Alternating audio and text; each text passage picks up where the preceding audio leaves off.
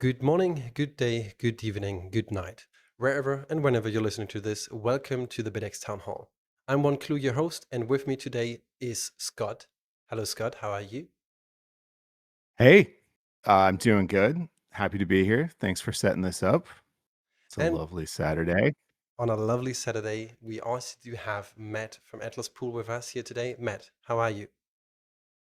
Good one, Clue. Thanks for inviting me. And hi, Scott. How you doing? Thanks for joining us. Do you want to go by McPie or what do you want to go You by? can, you can just call me Matt. That's okay. All right. I kind of, Right I on. kind Thanks for of joining us, jinx you Matt. here. Sorry, or doxed. Yeah, no problem. I'm pretty public about my name. It's okay. All right. So for everybody who's new to this, so welcome to your maybe first town hall that you're listening or tuning into. If you want to learn a little bit more about like the entire open source scene around Bitcoin mining in general and open source miners united, you can find our brand new forum that we do have where we do share information about basically everything on osmu.xyz. And if you want to dig a little bit deeper into documentation and some other parts, you will find that on osmu.wiki. With that out of the way, I think the very first thing we need to talk is how fucked is the Bitcoin mining pool situation overall? I mean, some people might have a clue about this, some don't. So I think the first thing that we should start into is give people a brief overview of what is currently happening in the Bitcoin mining pool ecosystem, especially with all of these different pool payout schemes that are available, like Solo, PPLNS, Datum, FPPS, PPS, and so on. There are like plenty out there. Um, does anybody of you both want to jump into that? Yeah. I think we've been talking about this for a while. A lot of people in the Bitcoin space have been going into this, but the Bitcoin mining pool space in general is it's not so good, right? It's not so decentralized. We have a couple main players. I was trying to pull up the chart. There it is on mempool.space. So mempool.space tracks in the blocks that are found. It's up to the person who found the block to report. They can report whatever name they want for their pool. Most pools, it seems, do kind of report the name of their pool. I assume in an effort to promote them. But mempool.space tracks kind of the current distribution of what pools are finding blocks.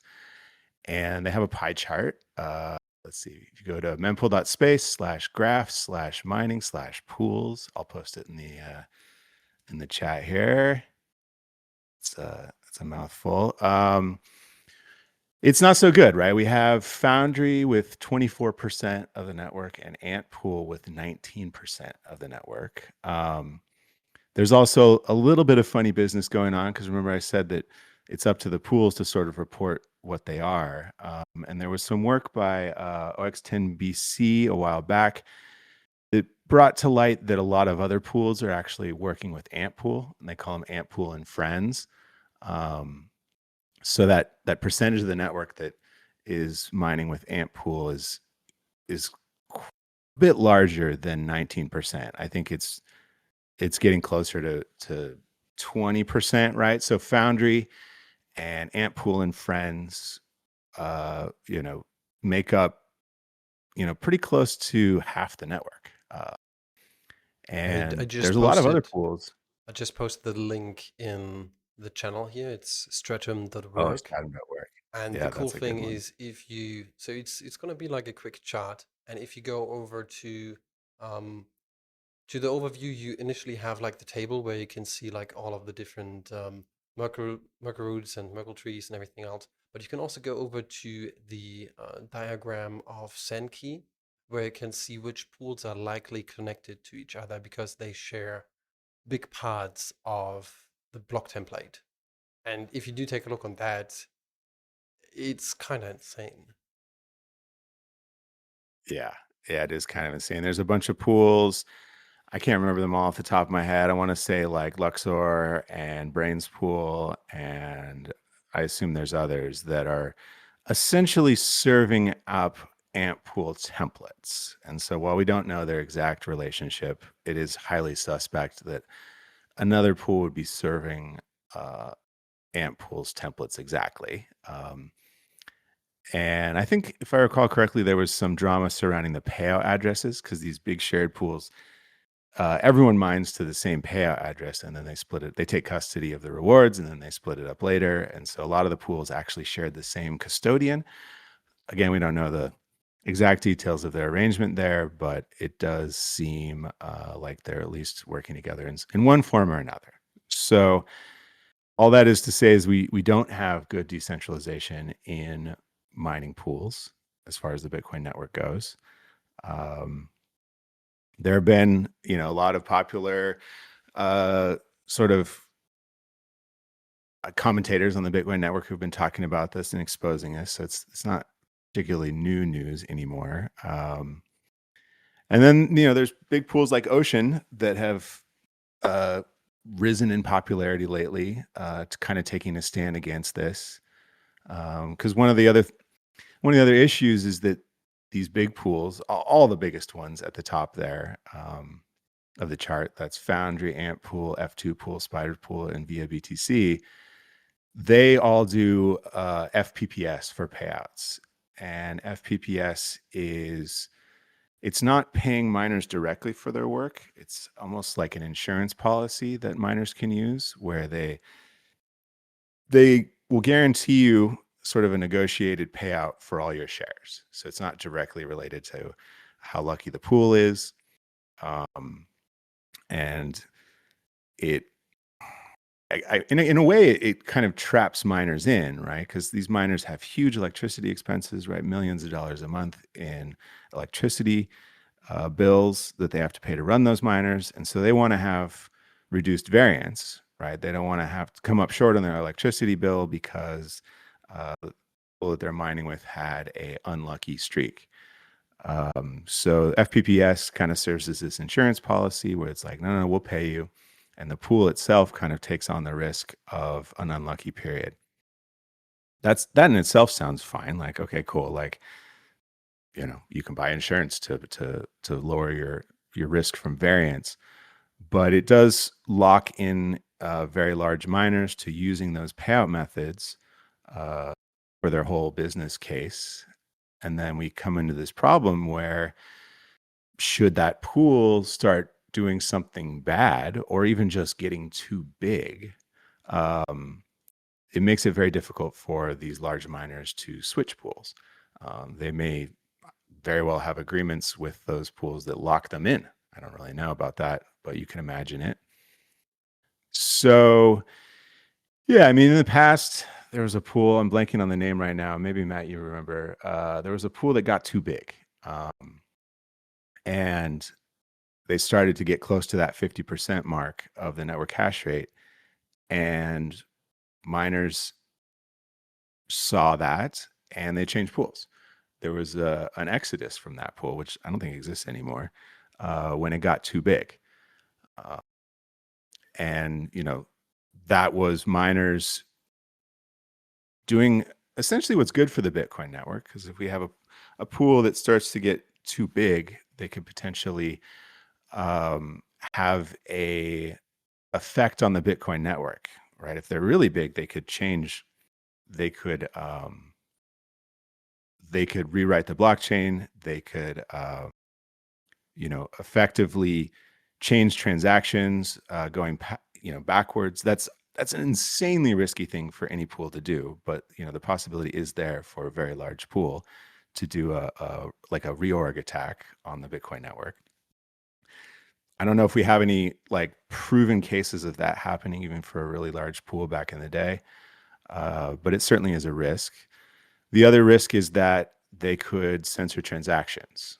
That is much more realistic, I think, of an attack vector, is that a really large pool could censor transactions. So they could say, hey, want clue, we know you're up to no good, or we think you're up to no good, so we are just not going to process transactions from you. So we're not going to include your transactions in our block templates that we send to our miners. And the bigger the pool gets, the more of the challenge that is for want clue, because it means his transactions will take longer and longer. And also they could refuse to build on top of the chain to serve templates to their miners that build on top of a block solved by another pool that includes your transaction, right? And so that makes it really, really difficult for you to get your transaction through. And it kind of breaks Bitcoin, which is supposed to be this uncensorable transaction protocol, right? Meaning that you can send your Bitcoin from one place to another and no one can stop you. So I don't know, how's with that that, sound, right? Did I illustrate the risks? sorry, go ahead. I was just concluding. I think that's the status of current mining pool centralization and some of the risks that we face when mining pools get too big. So with that and what we've heard from you, obviously we do know like there are plenty of different options for that. And especially in the scene that we, with our niche of creating mining equipment in Open Source Miners United, there is a huge amount of people, I'd like to say, that are advocates when it comes into the terms of like solo mining, maybe even hosting their own node at home, as well as their own pool instance. And these days, there are a huge variety of options out there, such as PyBlock. And PyBlock is not self-hostable, if I'm not mistaken, but this is one option for solo mining pool. There's Atlaspool, there's public pool. There are a couple big pools that are also now offering solo mining options. So it just comes down to what you as a person want to decide to use. The problem that we still haven't clearly, I like to say that we clearly haven't solved with that is the centralization factor that we just talked about. So the good thing is that more and more solo mining pools are popping up. And with that, Matt, I'd like to have a quick introduction about what you were thinking about creating Atlas Pool, maybe even going a little bit into detail on the technical terms. Like, if I'm not mistaken, you said you're using CK Pool, but I'd like to give the stage to you and just introduce what you're trying to do there and maybe have the question in mind about the decentralization factor that is maybe concerning a couple of people. Yeah. Real quick, sorry, I don't mean to interrupt you, but I just want to some like terminology things for people who are listening and might be confused. Uh, we do have a little bit of a terminology problem with the concept of solo mining and the concept of pools. Oh, yeah. Um, Bitcoin not having a centralized source that's controlling, the dictionary for these terms. We do have conflicting definitions for them. So I guess I'll just say, and you guys can agree with me or not, but going forward, when we say solo mining, we mean you are not pooling your rewards with anyone else. Yes. And when we say pool, it's a little bit complicated because a solo mining pool is you're not pooling rewards with anyone, despite being pool being in the name. We kind of just have adopted the term pool to mean essentially a stratum server, right? Somewhere that your miner can connect to get work and submit your responses, right? Submit your shares.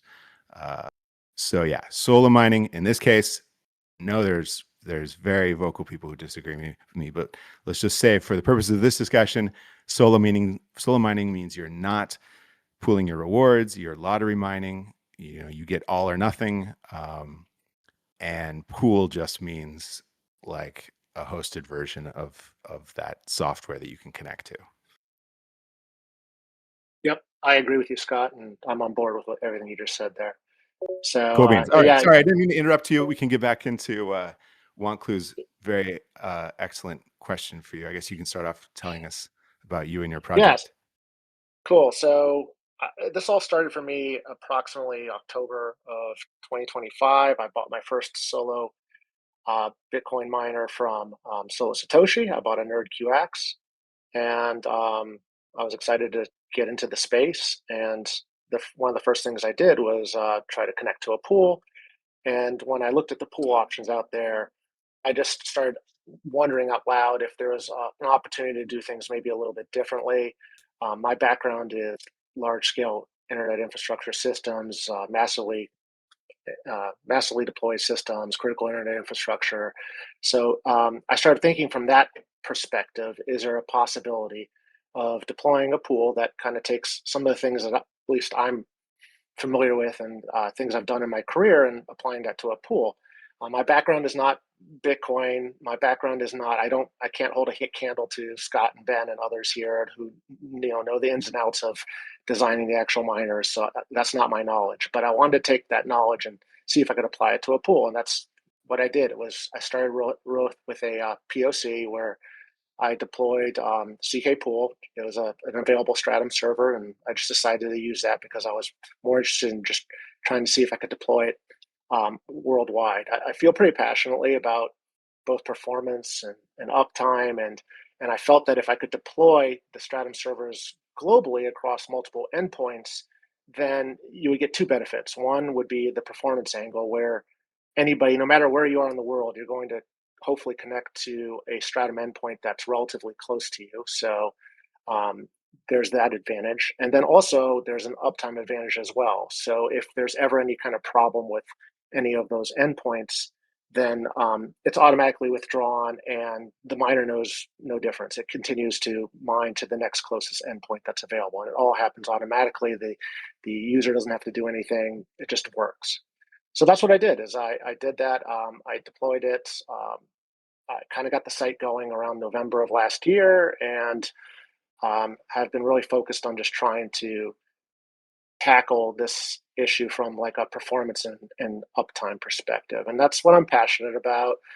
I do want to say one thing, which is, we all we optimize. Ben said something good one time on Discord where he said like we optimize for different things, and he's actually right. I'm very passionate about the performance and uptime angle, and sometimes that passion bleeds forward through things I say. Um, you know, we get. I think I've had in-person conversations with Clue. I've spoken to Scott before. We've had very pleasant and good conversations. Sometimes when we're online typing from our keyboards, we say things that maybe go a little too far. So I do want to say that um, while my passion runs deep, I'm here to collaborate ultimately with everybody. And why I'm doing this really is just to try to help the community. I'm not making money off of this effort, and I just want to try to take some of the knowledge and expertise that I have to try to help the community. So I'd like to go a little bit deeper into that, and let's break down maybe a couple of technical things here as well. I'd like to challenge both of you here equally. And Matt, I'd like to start with you first, and then Scott, having your opinion on that. One of the really big questions that a lot of people are talking about, and a lot of people are also having opinions about, is latency. Because this is one thing that some people say, well, it doesn't matter. A block is found on average every 10 minutes. Other people say, well, it does matter for certain criteria. And I really like to have both of your opinions and see what you are thinking about the latency term, and especially how this could help improve or even be a disrupting factor on the Bitcoin network. Sure, I'll take a crack at it. So, in my opinion, latency does matter.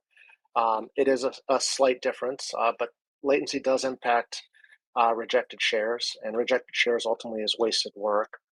There's another component here as well, though. It's not just about the time it takes to ping a your Stratum endpoint, right? That's not really ultimately the measurement that we should care about. Another measurement that really matters is how quickly you can connect to the Stratum server, and also how quickly you get block notifications from the pool itself. And the first piece, the latency perspective in terms of just reaching the site, that question's mostly answered by how I deployed Atlaspool. It's very fast no matter where you are in the world because of the way it's deployed to 9 endpoints globally. But another thing I've been working on here for the past month that's kind of gone down the rabbit hole of this topic, which is block notification speed. And and some pools do it faster than others. And one thing I've been trying to do is reduce that amount of time. When a block is found in a perfect world, you want your miner to be notified about that notification or about that block being found as quickly as possible. And if there's a half-second delay, 1 second delay, 2 second delay for each block every 10 minutes or so, it starts adding up. And when you scale that to thousands or tens of thousands of miners, it really makes a difference. So those are two things that I believe are important, and one thing I've tried to address with Atlaspool. Could you, before we go over to you, Scott, could you dive a little bit deeper into why this is important if a couple of block distributions add up and synchronization times or like even shares that have been rejected? How does latency and quicker connection speeds help in that manner? Yeah, so latency definitely impacts rejected work. Rejected work means you're doing work on a block that already has basically been found. And also, what matters is the speed in which you receive those notifications from the pool itself. So, like I said it before, if you're getting notified about a new block much later, well, much is a relative term, but half second, 1 second, 2 seconds, 3 seconds later than a different pool, then you're at a disadvantage. And when you multiply that times a block every 10 minutes and you multiply that times however many miners you have, and if you look at it from a pool perspective, when there's literally hundreds, thousands of miners attached to the pool, it adds up to real time that's lost by these inefficiencies. All right, I think that shines a little bit of light onto that part of it. Scott, is there anything else you'd like to say about latency? I mean, I think Matt is spot on. Latency obviously matters. If it takes, X amount of time longer for you to get that new chain tip notification from your Stratum server, then that means that that's that amount of time that your miner has spent working on something that could, you know, that could never find a valid block, right? The absolute worst case here is that if lightning, struck basically 100 times in a row and you found a block during that time in which you were still working on old work, that even if you submitted it, it would not count, right? You would get no reward. I think that makes sense. I will say that with a lot of pool implementations, the one I'm most familiar with is CK Pool, because that's what we spent a lot of time developing the Bitaxe with, is not all rejected shares are rejected because they're stale. So we do get several rejected shares that happen during the VARDIF adjustment sequence. So yeah, I guess not all rejected shares mean the same thing. Could you We'll shed a have I little bit agree. I agree with what Scott's saying. Could you share a little bit more light onto that specific topic? I think the audience will love to know a little bit more about that. We just dropped in a couple of technical terms here, and I like to keep everybody in the loop. So if you could expand on that a little bit further, that would be appreciated. Sure. Let's see. How do I explain this? So it is, any Stratum server, whether that's you're hosting it yourself or it's, Foundry or Antpool or anything in between, they have kind of a goal to keep your miner submitting shares at a steady cadence, right?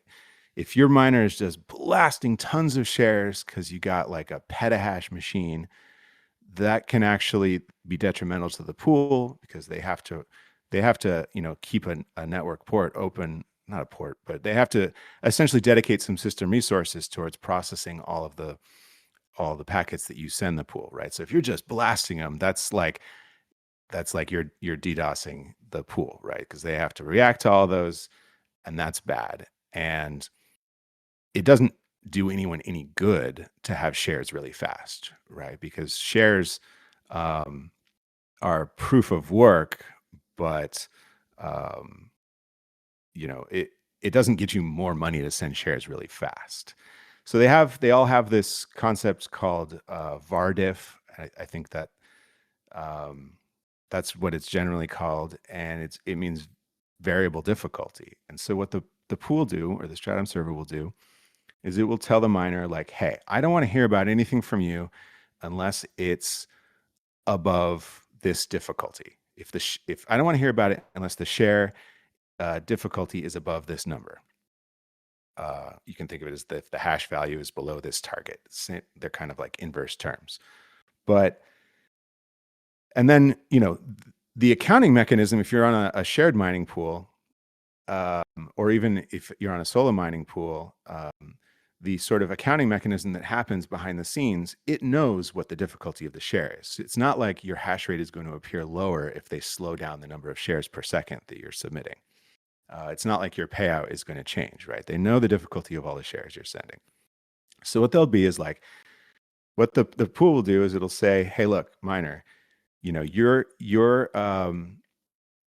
difficulty is this. And it can kind of see how fast you're sending them. And so if you're sending them too fast, it'll increase the var diff. It'll increase the difficulty so that you slow down the number of shares that it's sending in. And vice versa, if you're not sending in shares fast enough, maybe because the hash rate of your miner is lower than expected, they'll decrease the difficulty. And so now your miner will find shares that meet that difficulty faster, and it'll increase the rate in which the miner sends shares to the pool. Again, this in no way affects your payout or your hash rate or your luck or your chances or anything, right? It's just network congestion throttling, right? I'm sure there's a better term for that, Matt. And This is not accounting my for your system that you're connecting to the pool. right, because every miner has a hash rate, and that will determine essentially how fast it finds shares at a given difficulty.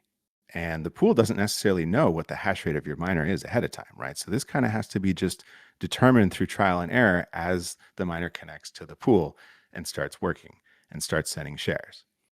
And so that's what VARDIF is it is just a mechanism to kind of control how often the miner sends shares to the pool. And it does this by adjusting the difficulty. So it's a variable difficulty. I assume there's lots of different ways that VARDIF is implemented. And how this relates to my comment on not all rejected shares are the same is that there are some different ways that pools implement the changing difficulty through VARDIF. This probably gets way too into the weeds, so I'll just high level on it. But sometimes the pool will say, change your difficulty to this. And what is different in the different pool implementations is when they expect the miner to take that changed difficulty into consideration.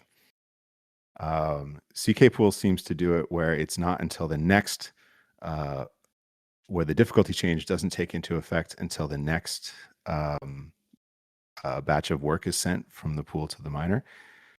And so you could get a case where if the miner changes immediately to the new difficulty, which the Bitaxe does, then it could potentially send shares to the pool that don't meet the difficulty that the pool now wants, if the difficulty has changed. And so the pool will reject that share.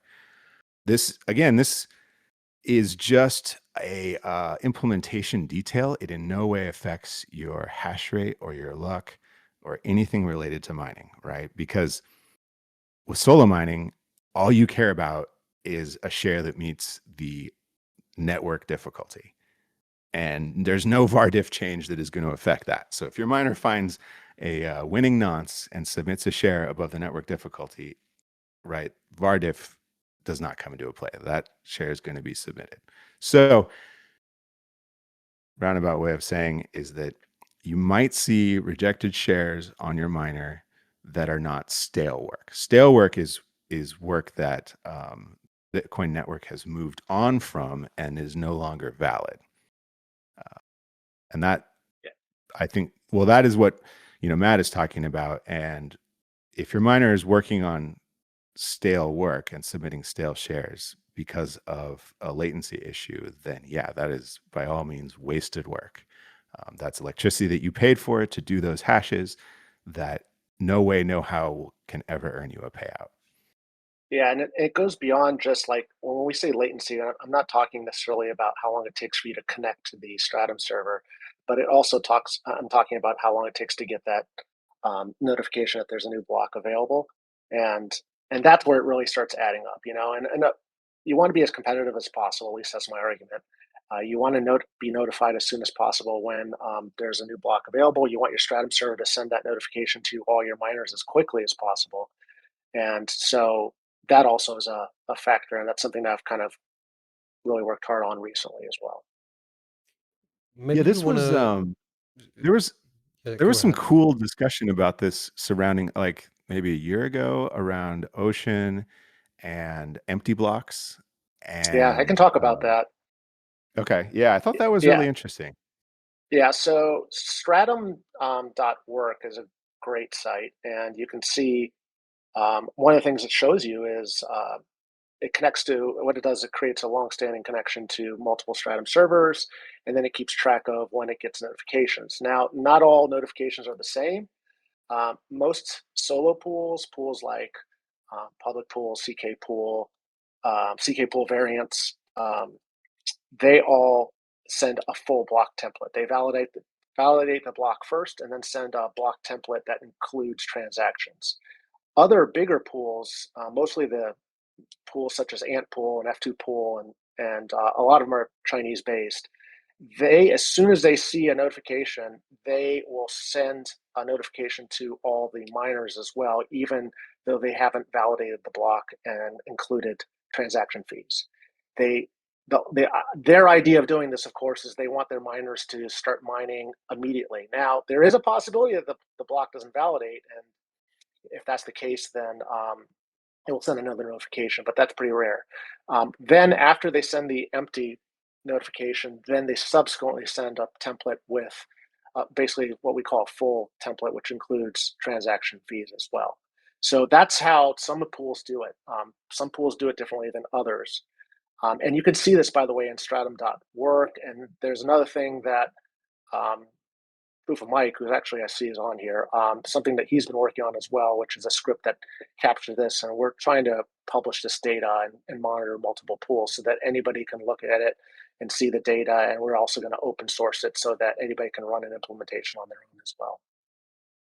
There- So, talking about So, this, maybe you want to dive a little bit into exactly what is Atlaspool built on, and how do you make sure that these kind of things that you just expressed are as good as possible?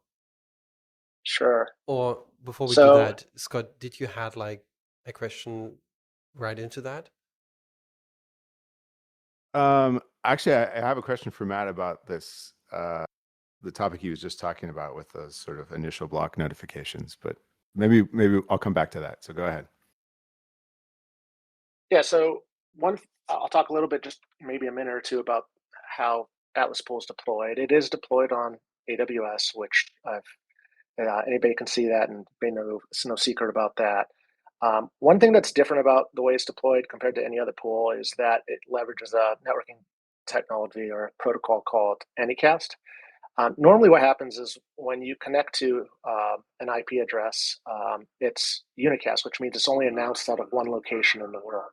So if I connect to, for example, I'm just making this up right now, CK Pool in the US, if my miner connects to that, it gets an IP address through DNS resolution.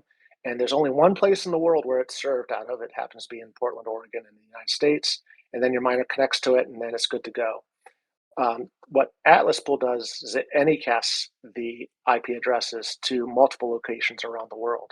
So depending where you are in the world, you will be routed through the magic of BGP to the closest location to you. So if you're in Australia, you'll be routed to an endpoint that exists in Australia. If you're in Europe, you'll be routed to either Frankfurt or London. Um, the way AWS actually does is that they announce the network prefix to over 100 points of presence around the world. And then once you enter the AWS network, you get kind of the fast path to wherever the Atlaspool endpoint is actually deployed. And there's 9 endpoints deployed across 6 continents throughout the world. So that's one kind of different thing that Atlaspool does compared to most other pools. Another benefit of using Anycast is the self-healing aspect. So if there's ever a problem with any endpoint, it will just auto withdraw the announcement from that location, and then the miner will just simply try to connect again. And when it does, it will get routed to the next closest location. Is So that's something that's this a little bit different as well. is this something that is exclusively some feature to AWS, or how does this work? No, so Anycast is commonly used on the internet. I'll give you an example. Like if any of you ever used like Google DNS, for example, or Cloudflare DNS, if you've ever used 8888, which is the DNS server from Google, it's a public DNS service. It is Anycast. So depending where you are in the world, you're routed to the closest Google point of presence. And Cloudflare does this as well. So it's very commonly used in the DNS space and some other places as well. My background actually is from the DNS space, which is how I was very familiar with this technology. So yeah, it is commonly used. It's not like it's something special only to Atlaspool. So if you have, um, any cast set up to basically pick, I think you said an endpoint that is physically close to you, Right. it still needs to route back to the one actual server. No, so each endpoint is a Stratum server and a Bitcoin node at the same time. So everything is Okay. handled locally at that location. There are some pools that don't do this. What they do is they'll like there are a few of the bigger pools that use Cloudflare, and they announce via Anycast their prefix, but then they home run it back to like one location in the world, which is, in my opinion, bad. You don't want to do that. But there are like some of the bigger pools that do that. But like if you're in Australia and you connect to Atlaspool, you will get routed to an endpoint, which is a Stratum server and a node which exists in Australia. So we now kind of talked about a couple of different things here, especially around like pools, because that is the topic of today. I think one really important thing here that we haven't shaded light on yet is that there are from time to time a couple of pools that do not only shady stuff, and I kind of tend to classify the thing that you just said here, Matt, as a little bit of shady, or like routing things in a bad way.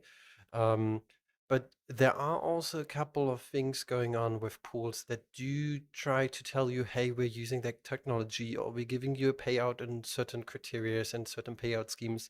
But if you use them and you have a little bit of technical knowledge background, or you do know how to read out certain things, then it shades a different light on it. And I want to use now a couple of minutes for that to talk about this.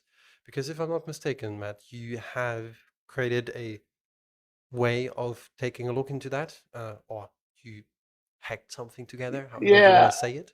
And I want to when talk I about that first and give you a little bit of time to speak about that as well.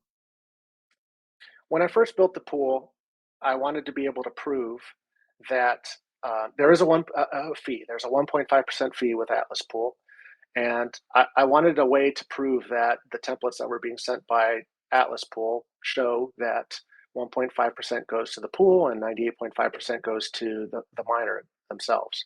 And this was part of my journey of learning, honestly, just Bitcoin protocol. I wrote a script that will verify the block template, and when I did that, I started running it against multiple pools, and that's when I discovered some pools out there that were scam pools. These pools are still listed on miningpoolstats.stream. I think that's the website, which a lot of people go to look at like what are the different pools out there, and unfortunately they're still listed there. But what they ended up doing That is they that were just simply website fucking sucks. We got it. We I need to know come up with a better a I know better website for people to find pools than that. I don't disagree.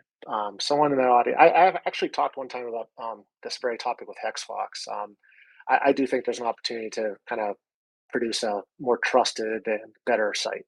But anyways, I digress. So when I tested against some pools, I found that what they were actually doing was the template showed that not only were they not paying the way they said, but they were even mining against a different blockchain. In the case of like Lucky Monster and Zsolo that bid, they were just proxying your hash rate to a backend BCH pool, and they were just pocketing the money. So that's really bad, right? And so I published this on Reddit. I think it was around November of last year, and I think it was even mentioned here on Town Hall. That was like my first time I ever. I felt like I accomplished something.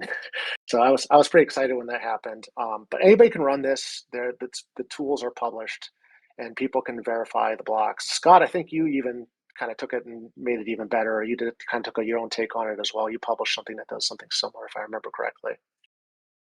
Yeah, I think I definitely heard about it first from you, but I set my clanker on making a script called Pool Checker, that basically you can just it's a website you can just paste your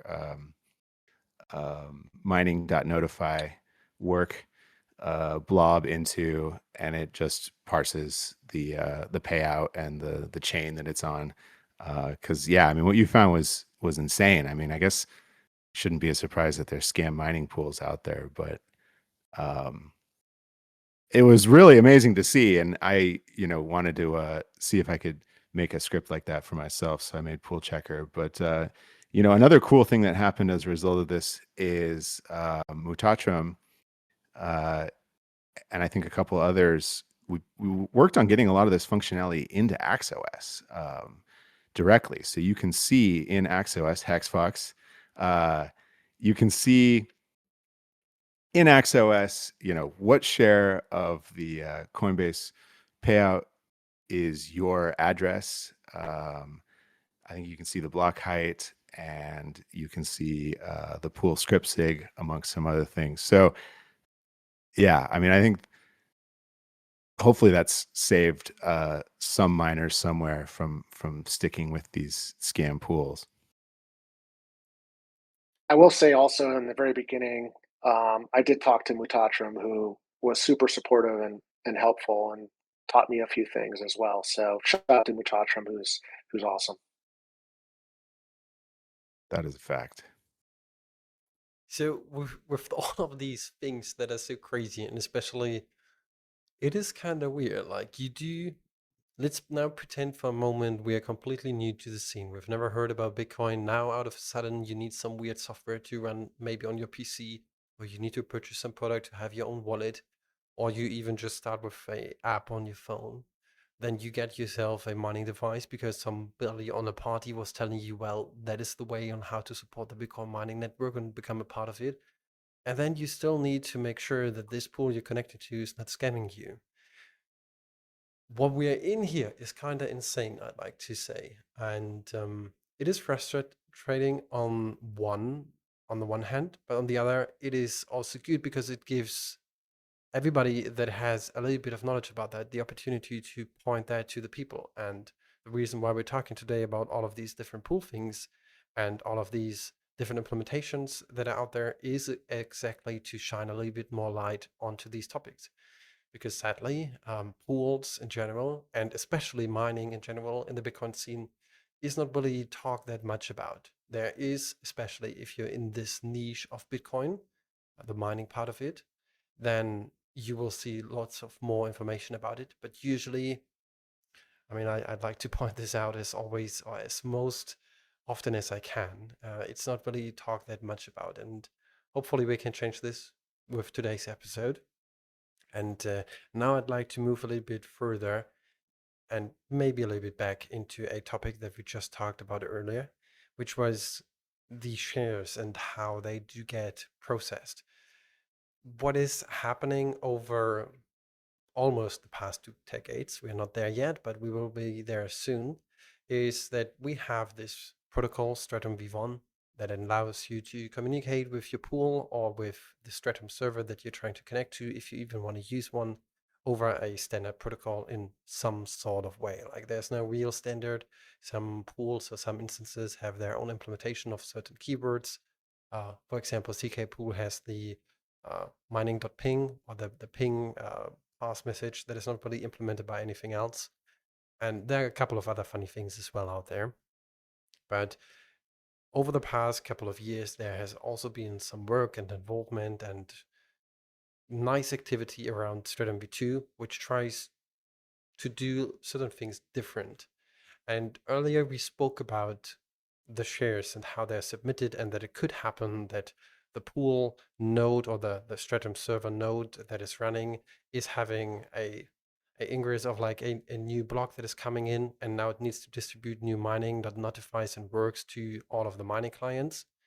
And then it could be that, yeah, there might be an issue of like a stealth share or a rejected share or other things.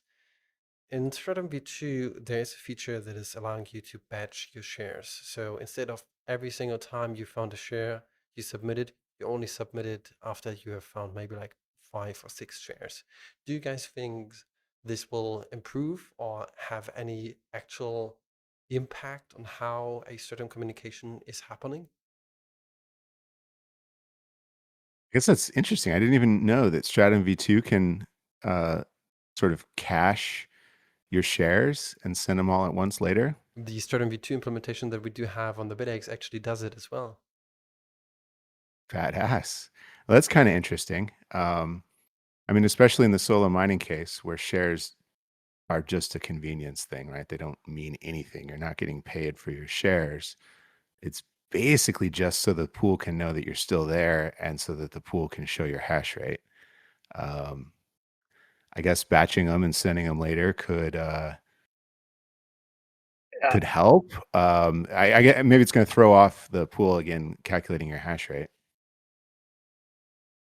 yeah, I mean, my opinion is there are definitely some efficiencies with SV2 and some things it can do that obviously Stratum V1 can't do.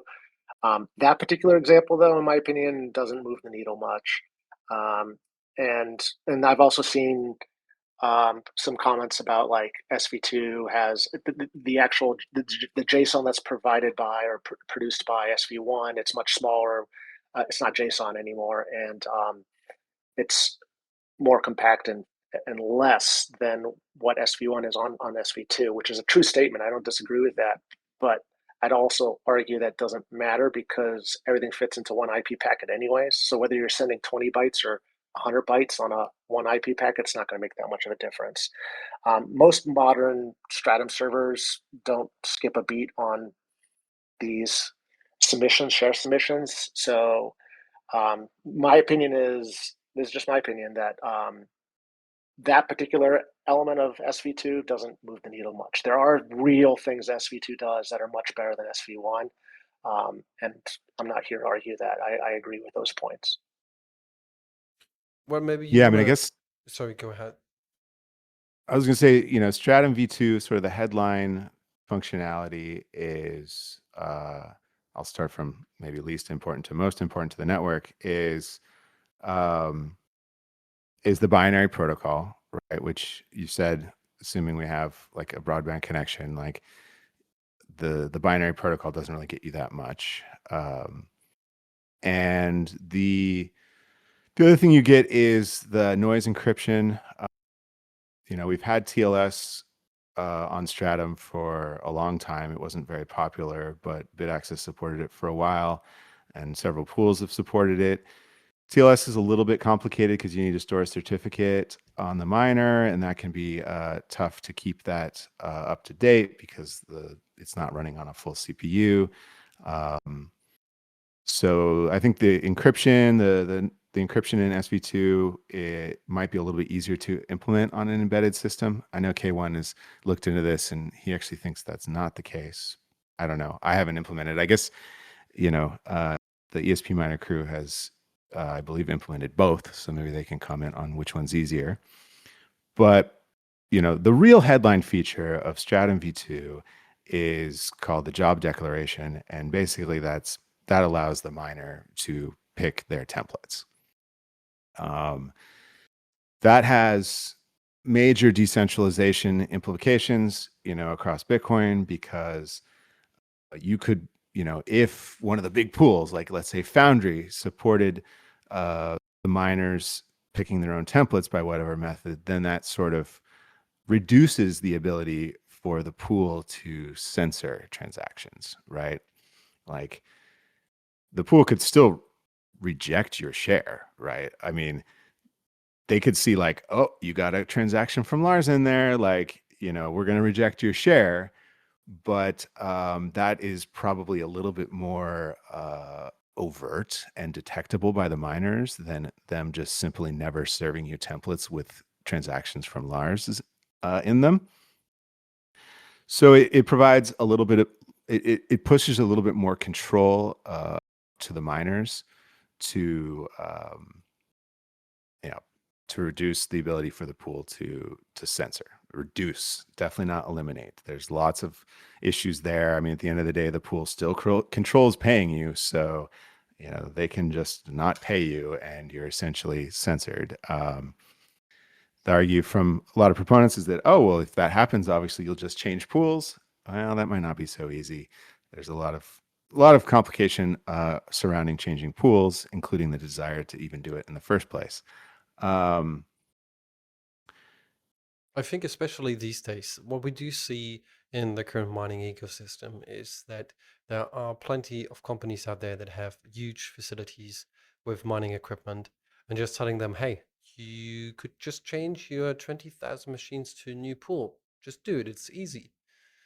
Yes, but the problem with that, probably yeah, that why aren't everybody they doing it? Why won't. aren't they bouncing now from Foundry or Antpool? Yeah, well, my personal opinion is the clear answer, at least for me here, is that these companies still need to run. They still need to pay their bills.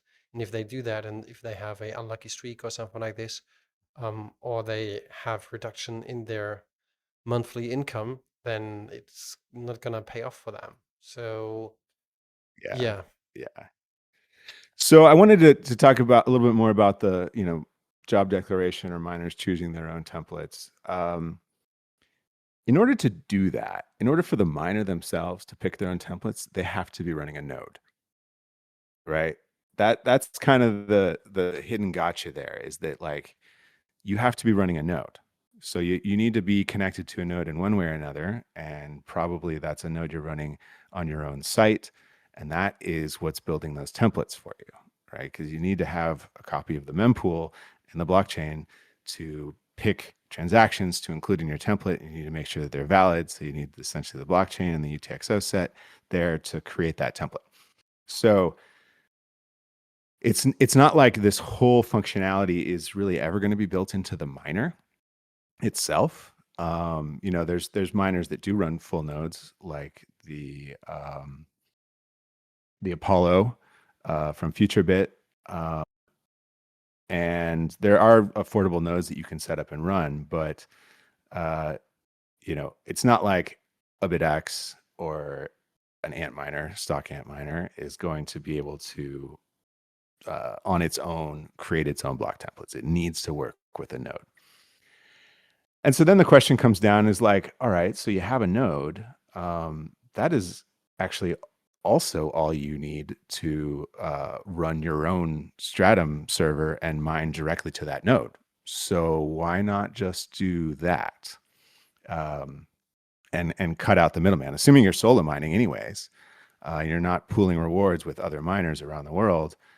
Why not just solo mine to your own node? And so I think that and we can talk about this later. I think that's the gold standard. Everyone should be mining to their own node, but I really think Stratum v2 doesn't have a ton of benefits for the solo miner. Maybe Leroy Jenkins here or some of the rest, you can chime in as to what the benefits are for the solo miner. I think there are definitely some, but the sort of big headline changes that Stratum v2 provides, or Datum, which is a similar idea, that they provide are really for pooled mining and don't really provide much, in my opinion, to the solo miner. I agree. And actually, I was hoping, you kind of waded into the topic of local nodes, Scott, and maybe if you don't mind, I'd like to say a few words about that. Um, Yeah, sure. I agree with you. Like in the end, uh, a local node is really great for two reasons. One, obviously, is it's the true sovereign solution. If if you if anybody cares specifically about that, then that's the way to go. And another reason local nodes are great is because it's a great way to learn more. It's a forcing function to learn more about Bitcoin and how it works and the protocol, and so very supportive of people who want to go down that path. I think there can be a world in which, for those who want to go down that path, they can do it and they should do it. But there should also be an option for a well operated pool for those who just want to get into the space but don't necessarily have the either the money or the time or the technical know-how, or they're just intimidated by it to run their own node. So we should, in my opinion, be able to support both. And that's kind of what one reason I also built this pool as well, is for those people who are interested in just a turnkey solution when they can go straight to a pool that hopefully will work as best possible for them.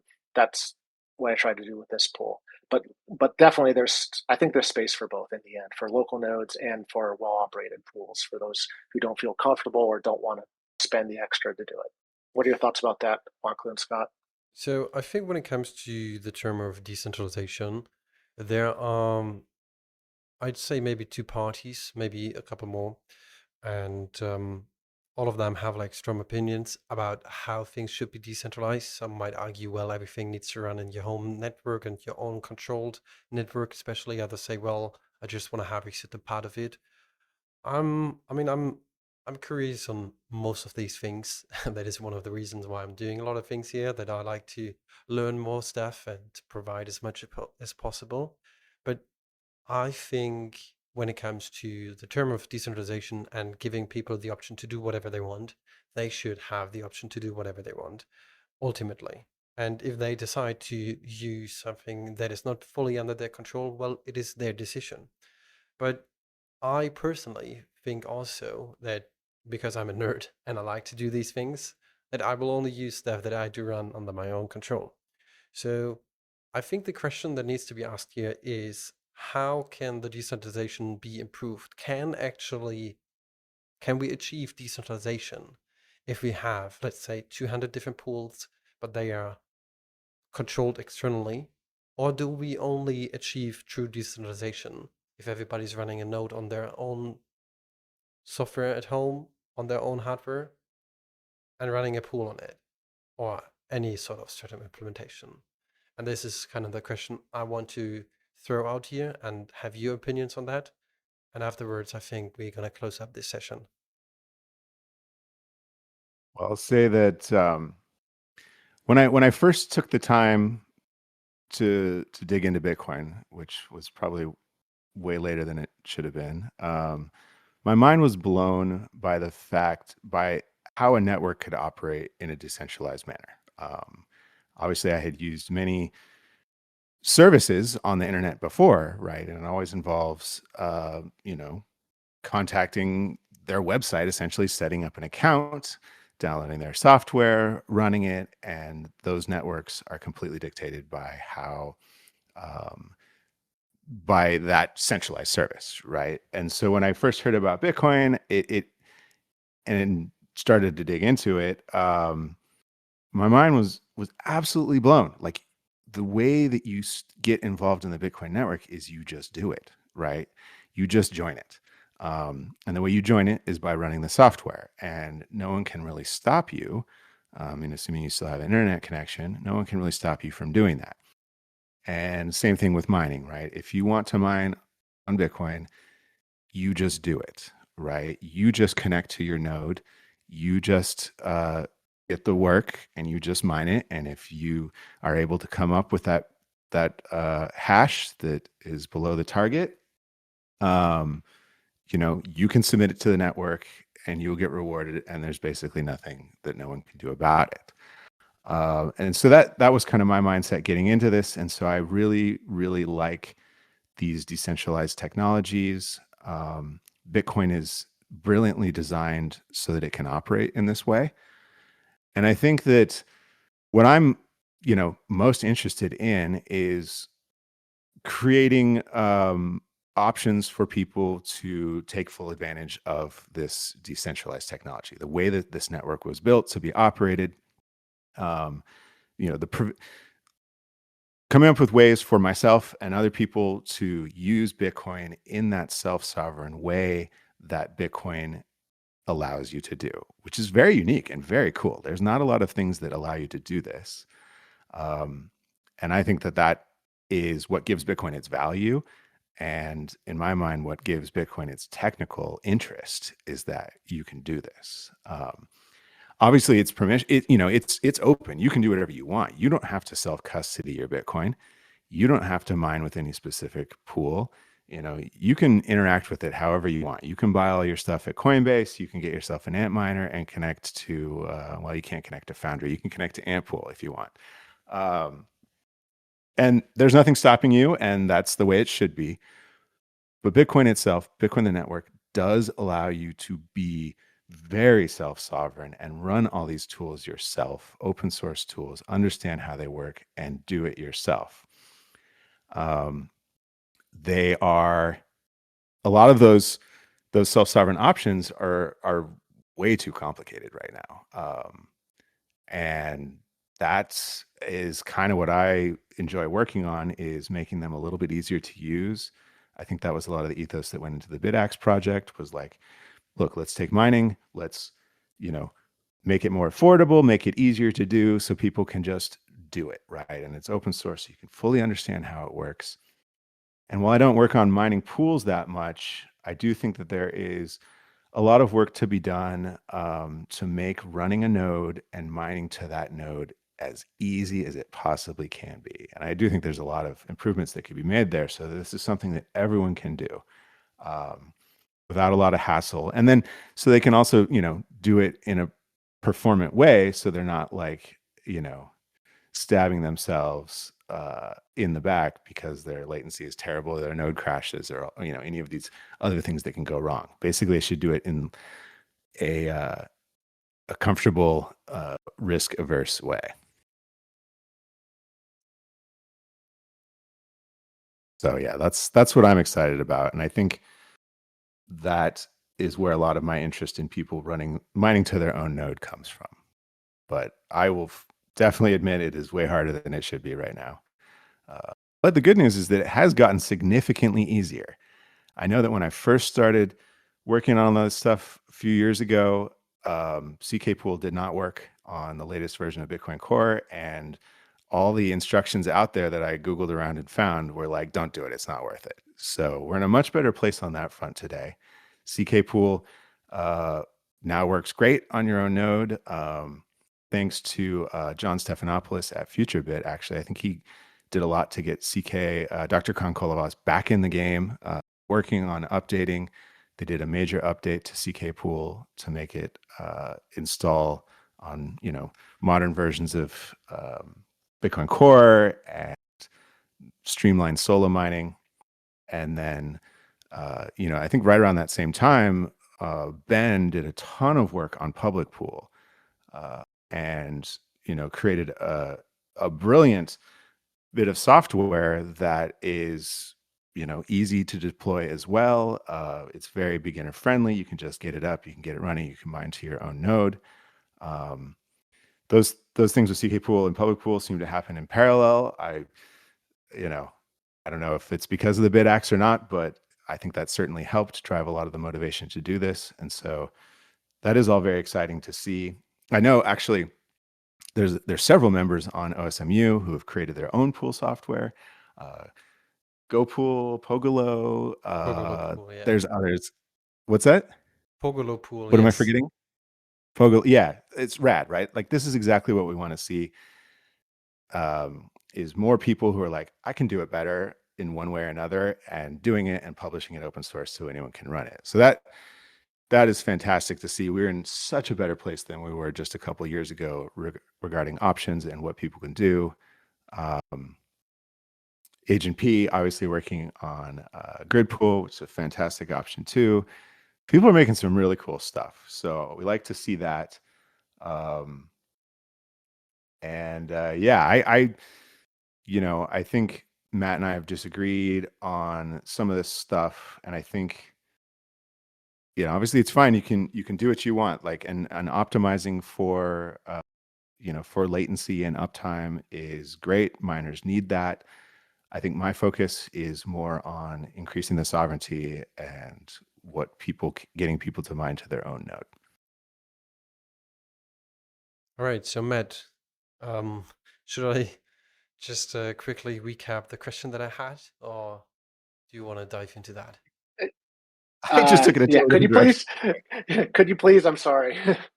Yeah, so I was just wrapping up the terminology a little bit for decentralization, and I was basically giving you the question of what is your opinion on how can decentralization be achieved? Is it rather like we have lots of opinions, lots of options for different pools, but they are like hosted by centralized entities, or do you would say, well, decentralization can only be achieved if we have like basically everybody controlling anything under their own control? That is the short version of My the opinion. question. Yeah, I mean, I think kind of what I said before sticks. I think a hybrid approach is okay. I think that for those people who want to run their own node, then by all means, they should do that. My argument is that not everybody has, at least today, especially, the time, the technical know-how, or wants to spend the money that's needed to make that happen. And so, for those people, there should be a pool that's available that um, really addresses those needs. And so I think at least today a hybrid approach is still okay. Um, the hash rate that's commanded by the solo pools is a drop in the bucket compared to the big pools. So at least I'd love to see some of that hash rate from those big pools go to some of the smaller pools. That's my opinion. Um, but does that answer your question, Juan Clue? It does. It does. And just to, I think now we're kind of in a weird spot, but so when it comes to the total, like, I'd say best situation for everybody else, I think we kind of, mostly all of us tend to agree to be as neutral as possible, to give the user the option so that he can decide. Like, we have lots of movements going on, like don't kill games or other things, give the people the right to repair their own equipment. I think these things, if you think about it, also come back into the option of, like, or into the opinion of giving the people the option to do whatever they want with the things they own. And this is obviously one of the reasons why Open Source Miners United exists in the first place. Like, mining equipment was never truly yours, so we made it truly yours. And these days, I think it's just a bright time ahead of us. And this is the best time for you to jump into this and try out whatever you do. Like we used to say, fuck around and find out. So to wrap everything up here, and we discussed a lot of things. I'm sorry that I didn't address any of the questions in the chat here. I was reading some of them, and maybe in the next session we can address some of them. But unfortunately for today's session, I didn't think they were coming into a good place here. So are there any last words from you guys that you want to give out to the audience before we close up this session? I'll say that, listen, when I first bought my solo miner, and the first thing I did was jump into this community, I've learned a ton from people in this community, and want to thank people who have helped educate me and at least helped out along the way. Um, my stance stands, which is, I believe that um, users should have the option, if they're going to use a pool, to use a pool that is highly performant and very reliable. And that's what I've tried to do, is just do that with this pool. And everything, different pools optimize for different things, which is a true statement. I've tried to optimize for those elements. Um, so yeah, it's been a good adventure. I've learned a ton. I did this just because I was honestly just trying to help and also learn, and and that's what I want to continue to do. And I want to work with all of you to help as best possible. So thanks for having me on, Juan Clue. All right, thank you. This is how we win. Definitely. This is the only option. So I'd say thank you for everybody who tuned in here today and was listening and being that very active in the chat. I really love to see that. Hopefully we're gonna see you again on the next sessions. Obviously, you probably noticed it over the past couple of town halls. I was trying to invite people back into it, having more conversations, talking about things that are going on. I will keep up this pace to make sure you stay up to date on what's going on in the open source scene. Before we do exit here, I'm pointing wildly into the air. Are these changes that you did to Atlaspool open source? Yes. Well, the Stratum implementation is, yes. The website itself is not open source, Would but you the Stratum implementation. would you Go ahead. mind sharing a link in the chat for the people? Yes, I can do that here. I'll let me dig it up, but yes, I will do that right now. Thank you very much. So after my wild pointing wildly into the air, I'm going to say thank you for coming in here today and listening to what we were discussing here. Scott, if you want to do your shout outs, it's your place, it's your stage. Oh yeah, the shout outs, man. All right. Animal with the 1. Good to see you. Badger, dude. We got Leroy Jenks and Agent P. I like how you use your complete total list of stage names. It's good to see you. Grid pool looks amazing. Oh, hey, for those who are going to happen to be in the DC area next Friday, the 17th, we're doing a cool decentralized mining event at PubKey in DC starting at 7 p.m. Check it out. Should be pretty rad. There's me some talks from myself, Schnitzel, and the local host guys about decentralized mining stuff, and also free beer. So come check it out. Should be pretty cool. Tom X10, Solar Satoshi, good to see you. You guys are amazing. Go check out Solar Satoshi if you want to buy a Bitaxe. Those guys are legit, good people, and dedicated to the open source cause, which we love to see. Developer Algo, longtime Bitaxe developer. Good to see you, buddy. I hope that your TPS 546 D24 A versus S questions are getting sorted out. We'll have to talk about that later. Mutatrum, obviously a legend. I hope that everyone knows that because you are a legend, big time contributor to ESP Miner, all the amazing new features that we've got. Well, a large majority of them are thanks to Mutatrum. So huge shout out from everyone for Mutatrum and his hard work. Despite him introducing a bug the other day in Master. Oh, wah, wah. And we've got Ben, who needs no introduction, an absolute legend in the space, public pool, making, probably most of the Bitaxes out there, but also designing some rad new stuff. So cool dude, legend. Good to see you, buddy. Thanks for joining us. Raz, I hope you're doing well, man. Yeah, we should catch up. I'm curious what you're up to these days, but good to see you. Thanks for joining us. And we got, last but definitely not least, is the one and only HexFox with the coolest name in the whole place. Thank you for joining us. Good to see you. Appreciate all your hard work. We could not do it without you and all your contributions to ESP Miner and the world beyond. So thank you all for joining us. Oh, and Matt, otherwise known as Mick Pie Pie, thank you for joining us. It's good to have you here. It's good to talk to you about this stuff. I appreciate your passion for all this. And, despite all the shit we say online, this is how we win. +1, I agree. Right. Thank you guys for And wait, hold on. We got to shout out the one, the only Want Clue. The whole reason OSMU is the thing it is today. The lead developer on ESP Miner designer, manufacturer, rad dude, outspoken evangelist for open source Bitcoin, open source mining, brilliant educator, solid dude. Thank you for putting this all together and getting us here. It's my pleasure, and it will Yeah. hopefully ever be.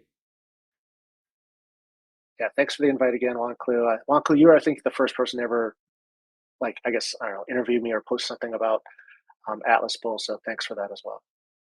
It's my pleasure. And I do hope that everybody of you keeps in mind the only thing you need to do is keep on hashing. See you again in 2 weeks.